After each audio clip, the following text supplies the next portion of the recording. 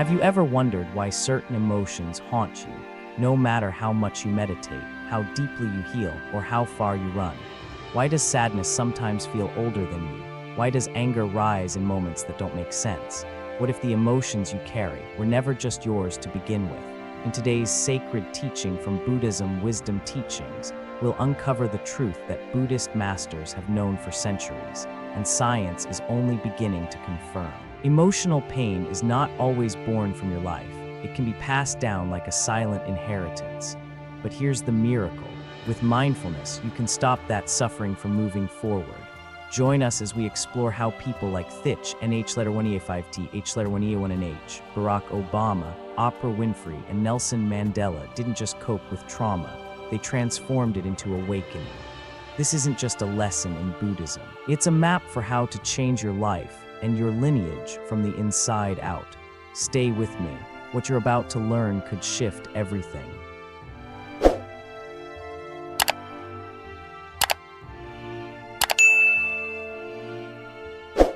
Emotional patterns are inherited, not just personal.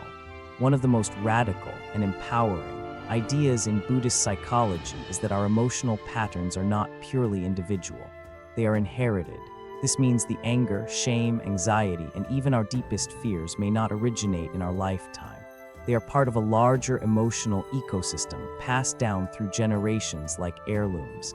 Except instead of watches or letters, they are wounds and reactions. Modern psychology echoes this through the science of epigenetics. Traumatic experiences can chemically alter gene expression, and these alterations can be passed to the next generation. A well-documented example is children of Holocaust survivors, many of whom experience anxiety and hypervigilance despite having grown up in safety. These aren't personality quirks, they're echoes of the past. Buddhism, however, recognized this centuries before scientific studies. The concept of store consciousness, Alayavajnana in Yogacara philosophy, posits that our minds contain seeds, some wholesome, some harmful, sown not just by our own experiences, but by those who came before us. These seeds can bloom unconsciously when conditions are ripe. Consider someone like Prince Harry. His anger at the media and protectiveness of his family aren't just reactions to his wife Meghan being hounded. They echo the trauma of losing his mother. Princess Diana, who died fleeing paparazzi. This generational wound shapes his emotional reflexes, much as it would for anyone. His behavior today cannot be understood in isolation. It's the echo of unprocessed grief within a royal lineage haunted by tragedy. What this understanding invites us to do is stop blaming ourselves for every emotional reaction. When you feel inexplicable rage or sadness, ask, whose pain am I carrying? You might be surprised to find it's your mother's, your grandfather's, or even a collective trauma tied to your culture or race. But here's the danger. When we don't recognize that these emotional patterns are inherited, we personalize them. We say, I'm just an angry person, or I'll never be happy. And that becomes the trap, mistaking echoes of the past for the truth of who we are. This is why Buddhist practice is not merely self-help, it's ancestral healing.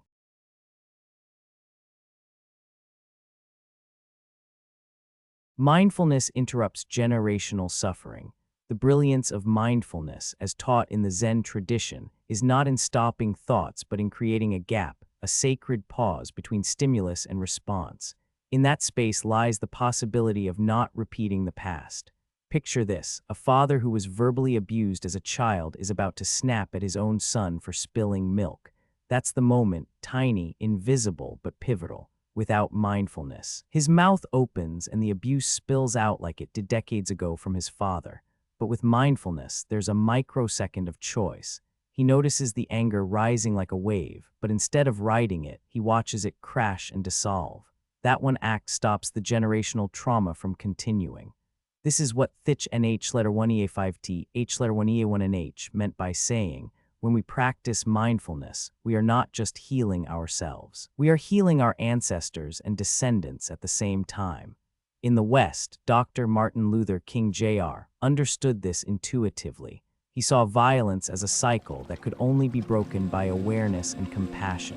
His practice of nonviolent resistance wasn't just political, it was deeply spiritual.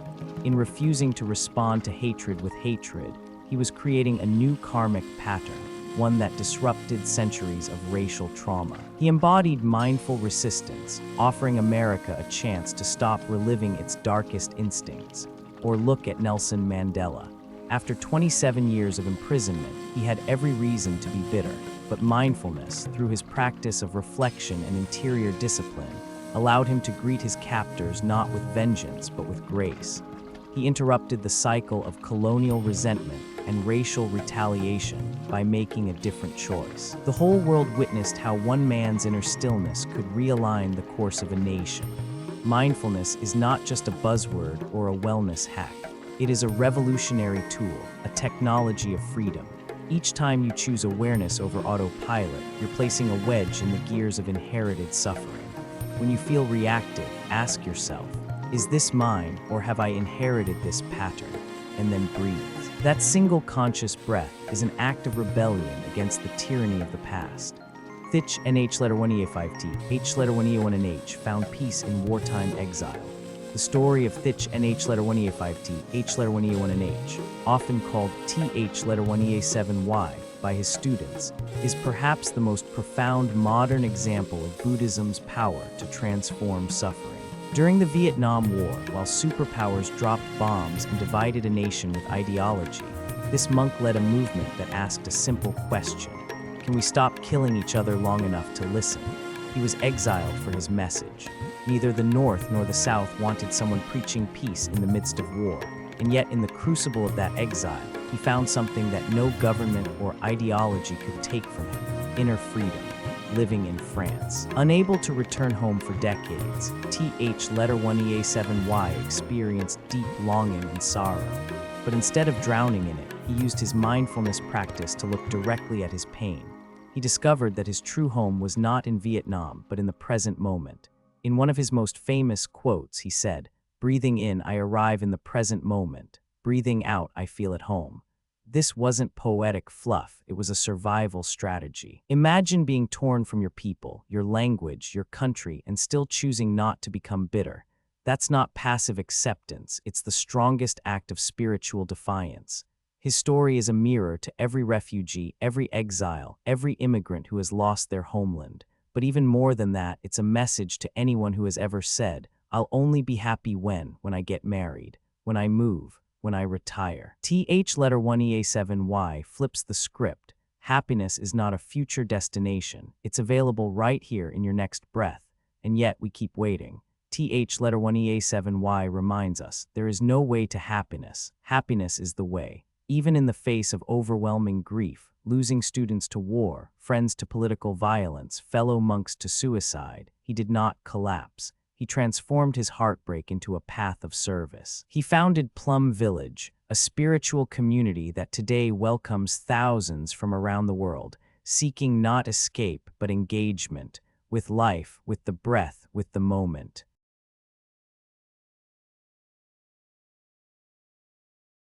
Final reflections within the core. The unifying thread here is not philosophy, it's transformation through consciousness. Inherited trauma is real, but it is not a life sentence. Mindfulness doesn't erase pain. It creates space for us to relate to it differently. Instead of being possessed by our past, we become witnesses to it. That's when healing begins. And Th7Y's life shows us that even in the harshest conditions, war, exile, betrayal, the true home we seek is always accessible. It's not a place, it's a presence. So when you find yourself repeating old habits, shaming yourself, withdrawing, lashing out, pause. Ask, am I continuing someone else's pain? And then choose again. You have that power. You are not just a link in the chain. You are the one who can break it. Healing occurs when we witness our pain without judgment. One of the most revolutionary insights from Buddhist psychology is the idea that healing doesn't begin when we fix our pain. It begins when we witness it without judgment. This sounds simple, but it goes against everything we're taught in Western culture. From an early age, we're conditioned to hide, suppress, or power through pain. Vulnerability is seen as weakness. In the workplace, we're rewarded for stoicism. In relationships, we're encouraged to be agreeable, not truthful. In society, we're taught that grief is something to get over. But Buddhism teaches that pain cannot be healed through resistance. Pain grows stronger when we judge it, ignore it, or run from it. True transformation happens when we can sit with our suffering, observe it, and say, I see you, you belong here. Consider Oprah Winfrey, arguably one of the most influential women in the world. Her early life was marked by trauma, abuse, and deep shame. For years, she didn't speak publicly about her childhood sexual abuse, but something shifted when she stopped hiding and began to share her story, not as a victim, but as a witness.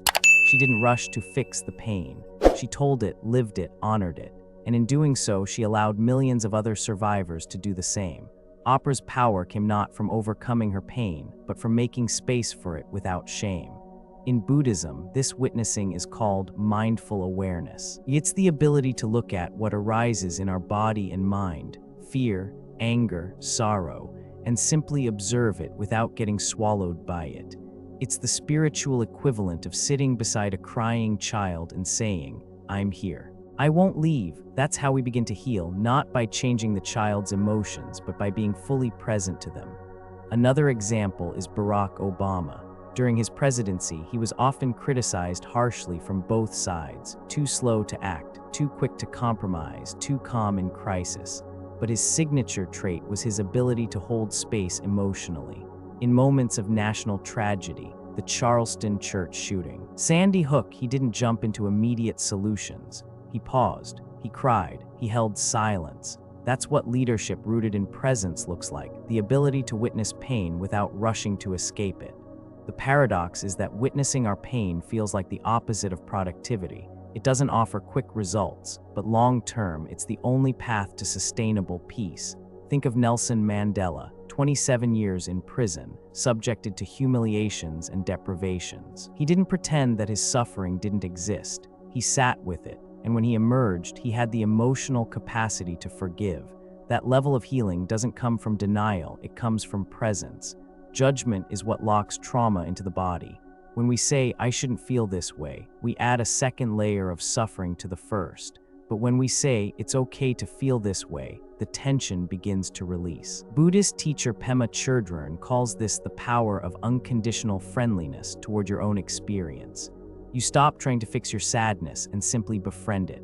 This principle applies across all levels of human experience. Whether you're a world leader dealing with generational inequality or a parent facing your own childhood wounds, the first act of healing is simply to witness what is, without judgment, without blame, without a timetable. Just I see you.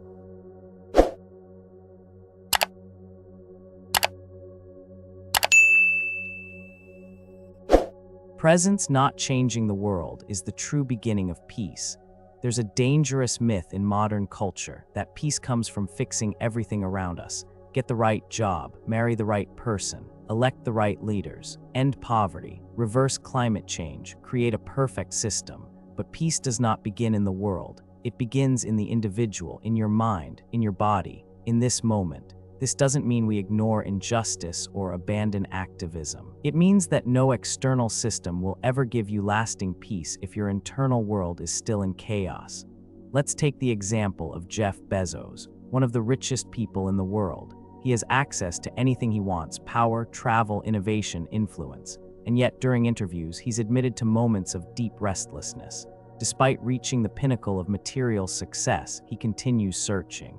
His peace doesn't come from the outside world, it has to come from within. Contrast that with the Dalai Lama, exiled from Tibet, stripped of his homeland, living as a stateless refugee for over half a century. And yet he radiates joy, he laughs often, he teaches compassion. Why? Because he does not locate his peace in political outcomes. His peace begins with presence, being fully awake to the here and now, regardless of circumstance. We see this again in the life of Malala Yousafzai. Shot by extremists for advocating girls' education, she could have lived in bitterness. But instead, she chose presence over vengeance. In her speeches and interviews, what stands out is her calm. She doesn't posture or rage. She grounds herself in the power of the present moment. Her presence makes her message irresistible. Presence means accepting reality without needing it to conform to our preferences. That's the core of equanimity, one of the 4 immeasurables in Buddhism. We respond to injustice, yes, but we don't allow our inner world to be held hostage by what we can't control. Presence also disrupts our addiction to next. Our culture is obsessed with what's coming, next achievement, next launch, next relationship. But always chasing the future means missing the miracle of now. Presence asks us to slow down, to listen, to breathe, to taste our food, to feel the sun on our skin, to look someone in the eyes, to allow joy, even when the world is not yet healed. This is not escapism. It's the most radical form of engagement. Because when you're fully present, you're no longer driven by fear or fantasy. You're free to act from wisdom, not reaction. Thích Nh letter 1E5T H letter 1E1NH put it best. The most precious gift we can offer anyone is our presence. He didn't just mean this poetically. He meant it literally. When you are truly present with someone in conversation, in grief, in silence, you offer them healing energy. That's how peace spreads, not by slogans, but by moments of mindful attention. Peace begins the moment you stop trying to change the world to match your mind and instead change your relationship with the present moment. Breathing mindfully reconnects us to our true home. In Buddhist teaching, there's a concept that often confuses newcomers. Your true home is the present moment. It sounds abstract, philosophical, maybe even a bit hollow. But when you practice mindful breathing, this idea becomes alive, real, embodied. Thích Nh letter 1E5T H letter 1E1NH often instructed his students, breathing in, I arrive, breathing out, I am home. This wasn't metaphor, it was a roadmap. Our breath is always happening, but most of us rarely notice it. We live in our thoughts, ruminating, planning, regretting. But the breath is a constant invitation back to now. And every time we return to the breath, we return to ourselves. Think of mindful breathing as a reset button for your nervous system. In a world of overstimulation, anxiety, and chronic stress, your breath is your anchor. When you breathe mindfully, you deactivate the fight or flight response. Your body settles, your mind opens, your awareness expands. Let's bring in a concrete example, Serena Williams. In high-stakes matches, the difference between victory and defeat is often psychological. Serena has spoken openly about using breathing techniques to stay centered during intense moments. When the crowd is screaming and the pressure is overwhelming, she slows her breath. She grounds herself. That's not just athletic skill, it's spiritual mastery. She finds her home not in winning, but in presence. Or consider Steve Jobs. He was known for his minimalist approach, his laser focus, his obsession with design. But underneath all that was a deep spiritual practice. Jobs studied Zen Buddhism and practiced meditation. His ability to see the unseen came from stillness. Breathing mindfully allowed him to access a deeper layer of intuition, a home beyond distraction.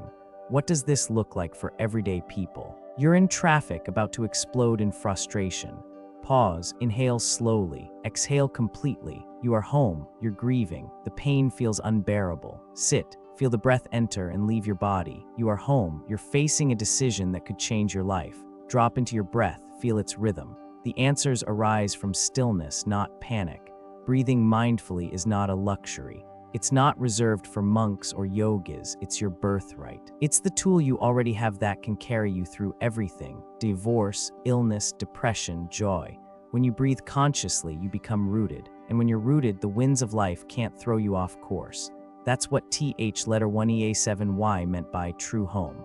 Not a house, not a nation, not a relationship. Your true home is presence, and the doorway to that home is your breath. True home is not a place, but the present moment. When most people think of the word home, they picture a location, a house, a country, or a childhood memory, something external, something you can find on a map. But from a Buddhist perspective, home isn't defined by coordinates, it's defined by presence. Your true home is not the apartment you own, the city you love, or even the family you return to at holidays. Your true home is the present moment, this breath, this thought, this experience right here. Thích Nh letter 1EA5T, H letter 1EA1NH lived this principle more fully than most. After being exiled from Vietnam during the war, he could no longer return to the land of his birth. Decades passed, political shifts happened, peace talks broke down, but in the middle of all that loss and longing, TH letter 1EA7Y, as his students affectionately call him, discovered something deeper. Even in exile, he could feel at home. Breathing in, I arrive. Breathing out, I am home. These words became a mantra for thousands, and they weren't poetic fluff, they were survival. Let's contrast this with someone like Elon Musk. He owns homes across the globe. He has access to private jets, underground tunnels, and even plans to colonize Mars. Yet by his own admission, Musk works obsessively, often sleeping on the floor of Tesla factories or spending sleepless nights stressing over projects. He's not alone in this. Many high achievers spend years acquiring everything they were told would make them feel at home, only to arrive at a destination that feels strangely empty. The paradox is clear. You can have every external comfort and still feel lost. Conversely, you can be in a refugee camp, a prison cell, or in exile and still feel anchored if you have presence. Michelle Obama often speaks of this internal anchoring in her memoir Becoming. As First Lady, she was surrounded by opulence and influence, yet her grounding came not from the White House but from rituals, morning workouts, family dinners, the simple act of checking in with herself. I tried to stay in my own head, in my own truth, she writes. That's presence, that's home. To be present is to stop chasing and start arriving. Your mind might want to jump to the next task, the next conversation, the next chapter, but your body is only ever here. The more we practice returning to the body, the breath, and this exact moment, the more we realize, oh, I've been home all along.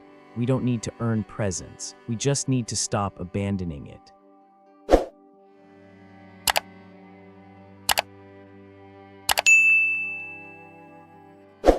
Emotional reactions, like anger and anxiety, carry deeper love and care underneath.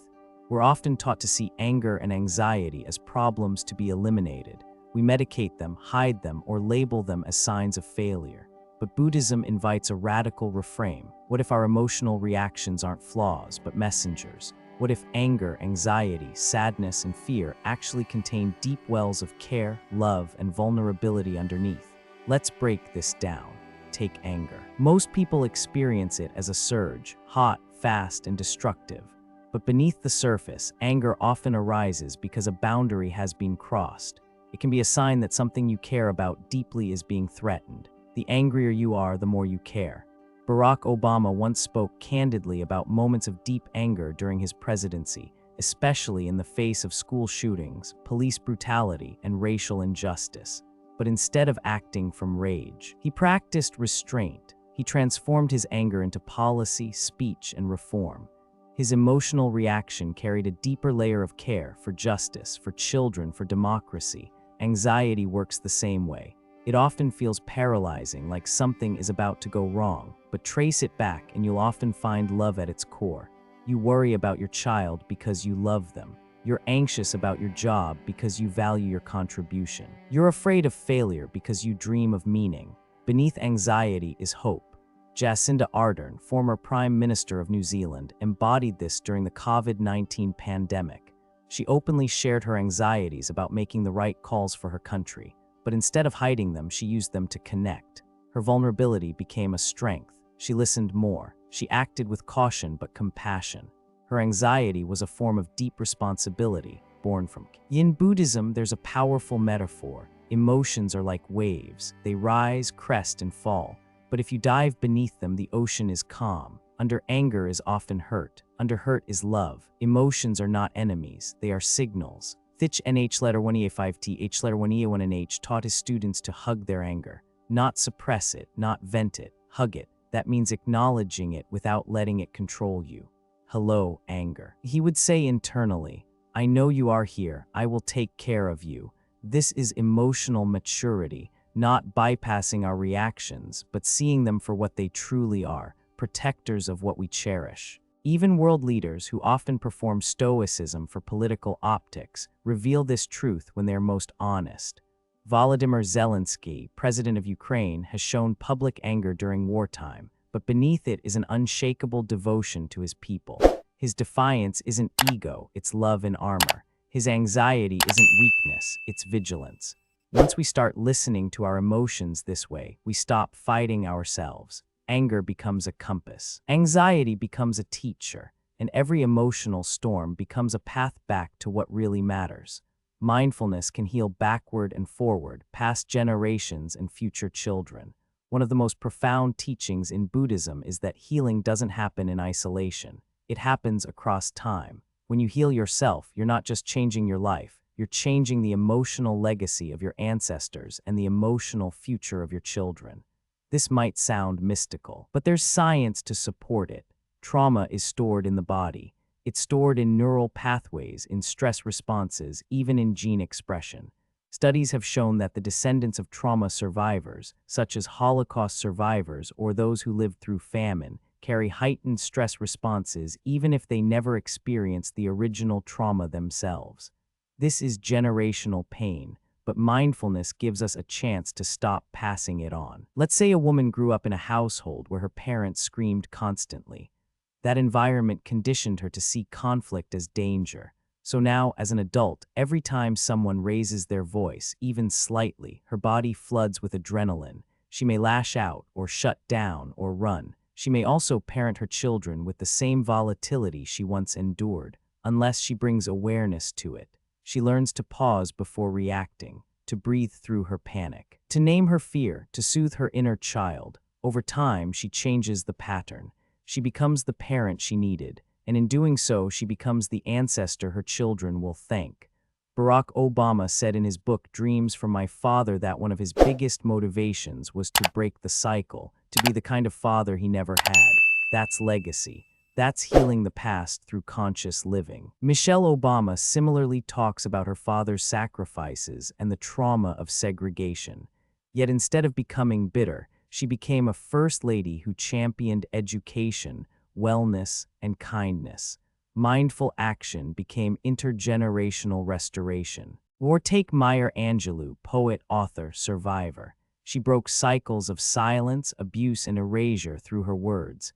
Her healing didn't just benefit her, it opened space for millions of women and girls to speak their truth.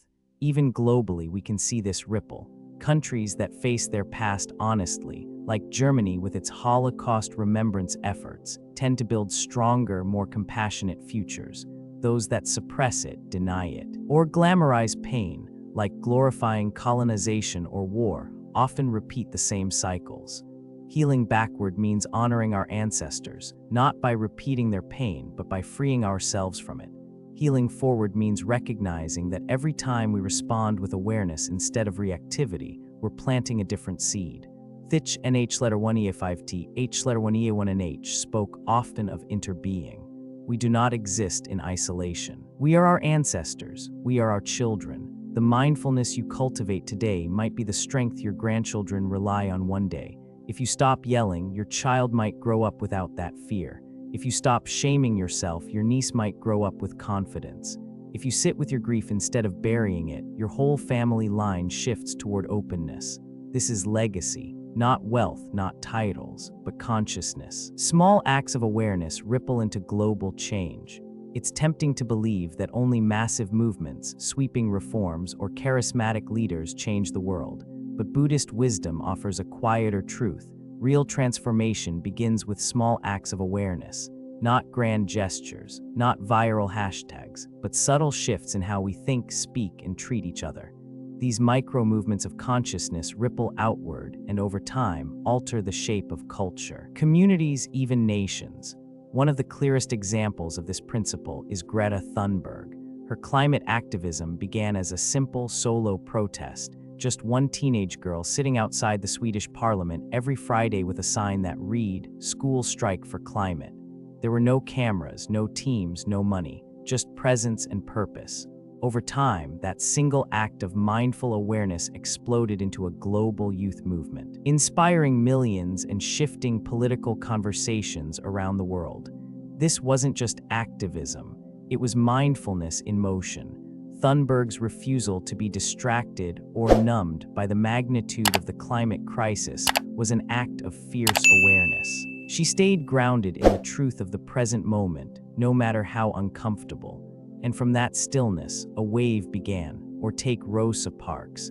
Her decision not to give up her seat on a segregated bus wasn't orchestrated in a boardroom. It was a quiet, personal act of integrity, a moment of presence in which she listened to her inner compass and chose to resist.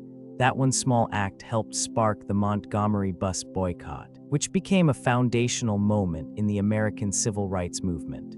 These weren't headline-hungry gestures. They were grounded, intentional actions rooted in deep awareness of what was right.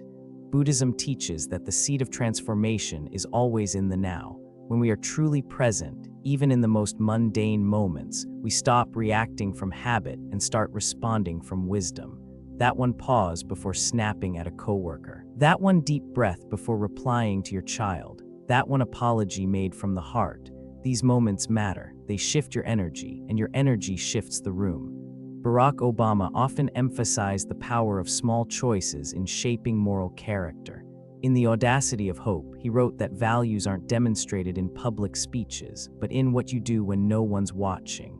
That's the essence of spiritual activism. It's not always glamorous, but it's real. In the workplace, when a CEO chooses transparency over manipulation, it sets a tone.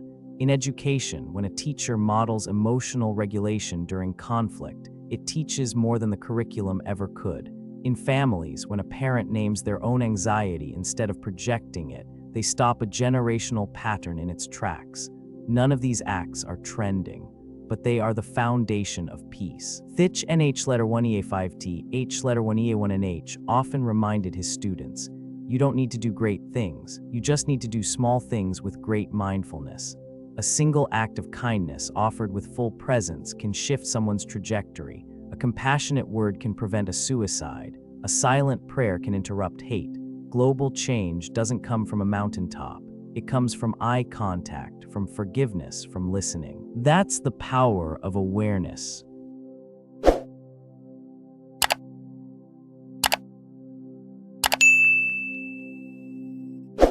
Being fully alive means being present with what's here, not waiting for ideal conditions.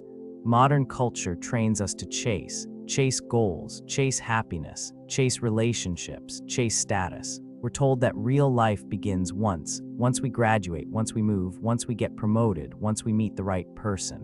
We're conditioned to believe that contentment is somewhere else, just one more achievement away. But Buddhism offers a different, more sobering insight. The moment you're in right now is your life, not the one you're dreaming about, not the one on your vision board. This one, with its flaws, its noise, its uncertainty. And the sooner we embrace this, the more alive we become. Consider the life of Steve Jobs. Despite being known for future-focused innovation, he practiced Zen meditation and often spoke about the power of presence. He once said, "If today were the last day of my life, would I want to do what I'm about to do today?" He understood that no amount of visionary thinking meant anything if you couldn't find meaning in the present. Similarly, former First Lady Michelle Obama has spoken about her struggle to stay present during her time in the White House. With overwhelming responsibilities and constant scrutiny, it would have been easy to live in a cycle of waiting for peace, for validation, for a better day. But instead, she grounded herself through rituals, morning workouts, quiet time with her daughters, small moments of reflection. She chose to live fully in each moment, despite the chaos surrounding her. When we put life on hold waiting for ideal conditions, we forfeit our own vitality. We delay joy. We postpone growth. We miss love in its raw, unedited form. During the pandemic, this truth hit people globally. Weddings were canceled. Graduations happened over Zoom. Family dinners disappeared, and yet some people reported feeling more alive than ever. Why? Because without their usual distractions, they had no choice but to face life exactly as it was. Some discovered the joy of cooking. Others learned to appreciate silence. Parents saw their kids in new ways. Presence replaced perfection. Mindfulness means showing up completely, even when life feels incomplete. It means sitting with your loneliness without checking your phone. It means making peace with uncertainty instead of numbing it.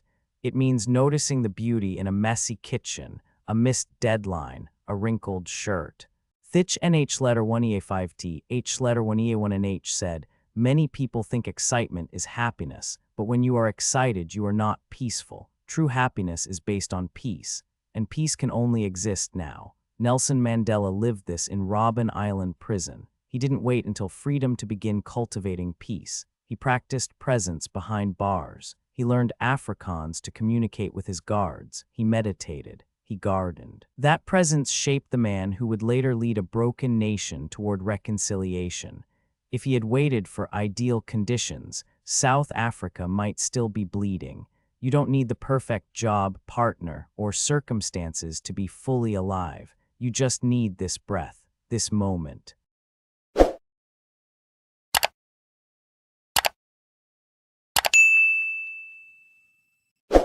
Community energy enhances individual healing. There's a myth in Western culture that healing is a solo mission. That transformation is something you do alone, on a retreat, in a journal, during meditation. While solitude has its place, Buddhist teachings emphasize the opposite. Collective energy is essential for deep healing. You don't just need mindfulness. You need Sangha, a spiritual community that reflects your highest self when you've forgotten who you are. This is more than support, it's shared frequency. Think of Alcoholics Anonymous. It's not just the 12 steps that help people recover, it's the room, the circle, the collective acknowledgement. I see your pain, you're not alone. There's something powerful that happens when your story is witnessed without shame. Healing accelerates. Consider the late Archbishop Desmond Tutu. During South Africa's Truth and Reconciliation Commission, victims and perpetrators shared their darkest truths publicly. These were not private therapy sessions, they were collective rituals. Tutu insisted on forgiveness not as a personal act, but as a societal one. That communal space allowed a nation to begin healing from apartheid, one voice at a time, one story at a time. Or look at Lady Gaga. In her advocacy for mental health, she's constantly championed the power of community. She shared openly about her own trauma and PTSD and created platforms like the Born This Way Foundation, which promote peer support and shared vulnerability. Her message is clear. Healing doesn't happen in isolation. It happens in connection. When you meditate alone, you plant seeds. When you meditate in community, you water them with shared intention.